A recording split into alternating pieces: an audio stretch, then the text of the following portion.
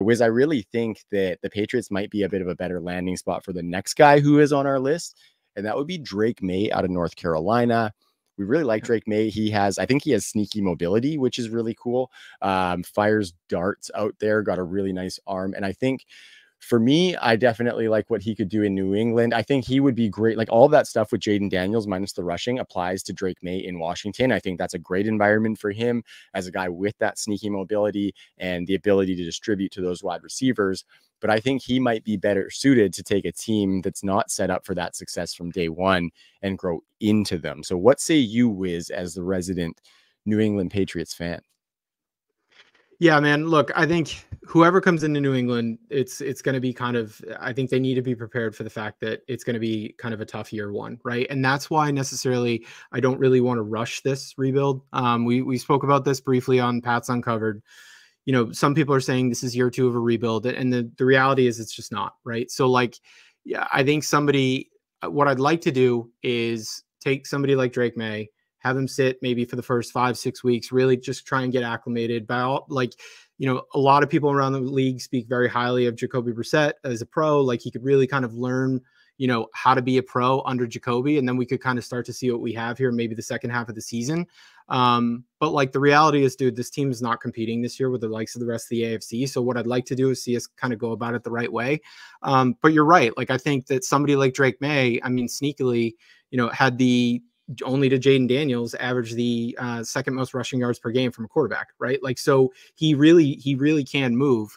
The thing I like about Drake, dude, is his size, right? Like he's just, I understand he has faults, you know, footwork can get sloppy at times, can get a bit careless with the ball here and there. But like, I mean, I just think, I'm not making the comp to Josh Allen, but like, what are you looking for when you come to that franchise quarterback? You're looking for the big bodied guy that has like a bazooka arm, which like by all accounts, like we've seen Drake do it.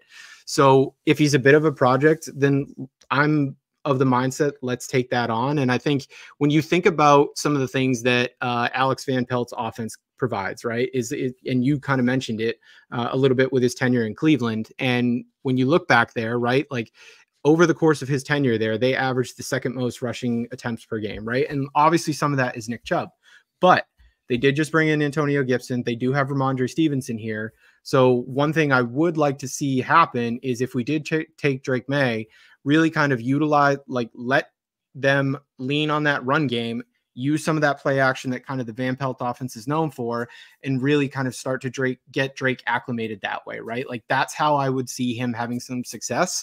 And then maybe you start like looking at some of the chemistry that he's able to build with a guy like Pop Douglas. Like, can he be his, you know, NFL Josh Downs like he had at USC, like, or UNC, right? Like that's kind of how I would like to see it play out. But again, like I want to make it pretty clear, like the infrastructure is not here, man. Like we've got to draft some skill guys in this draft, but even if we took a guy early in the second round, Drake's going to need some more weapons. Yeah, and I really think Alex Van Pelt's a great guy for that, because his offense can insulate Drake Maye a little bit with that running game. I think that's what he's going to do, right? Yeah. That's what he's always done, so it's got to be what he's going to do, especially coming in without having those weapons. And I think kind of the good thing for Drake Maye in that is that he's not going to have to put that team on his back, right? He's going to allow the running game and that defense to do some work. Like Gerard Mayo is going to coach that defense up. We know that. And then Alex Van Pelt can focus on building that offense the right way around his quarterback. Maybe year two, after they add some more weapons around him, they start to let him flourish a little bit. But I think in year one, it's going to be nice and insulated.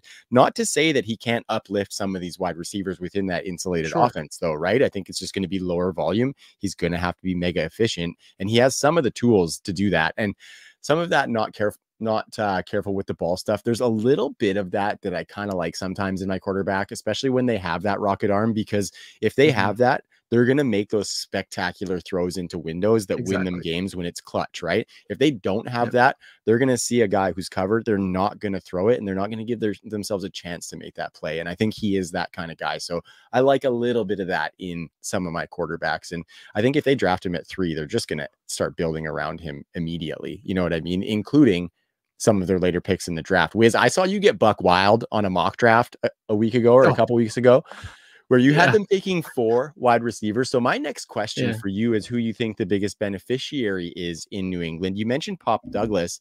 I think it could be a little bit of him and a little bit of the wide receivers that they take later in the draft. Maybe they don't get a 4-pack like you had in that fun Yeah. mock drafts. I know Yeah. you're just fucking around.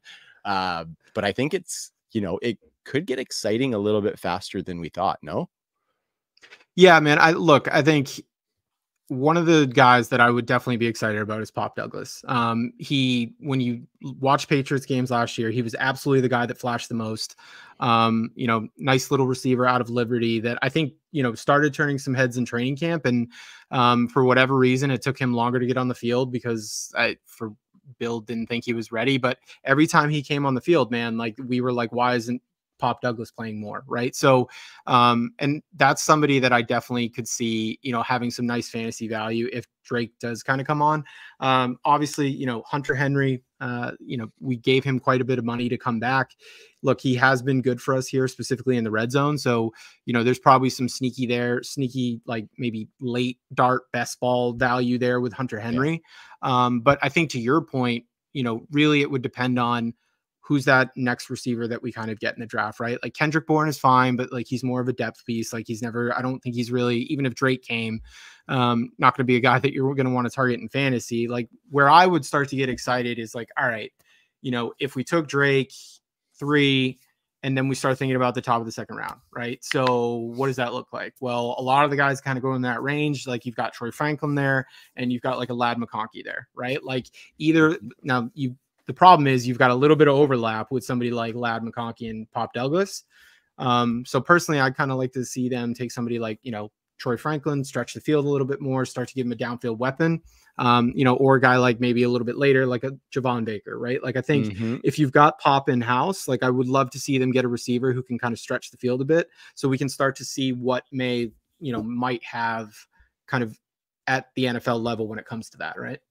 Exactly. And I don't even think them taking a double dip at wide receiver in this class is out of the question either. So if they went for like a Troy Franklin, came back, got like a Malik Washington, a Jacob Cowing or something a little bit later would be a nice little touch there to add to your outside wide receiver and the guys that you got there. Love what you said on Hunter Henry. I like him as a sleeper tight end, one of those guys who needs 10 touchdowns to get it done for you.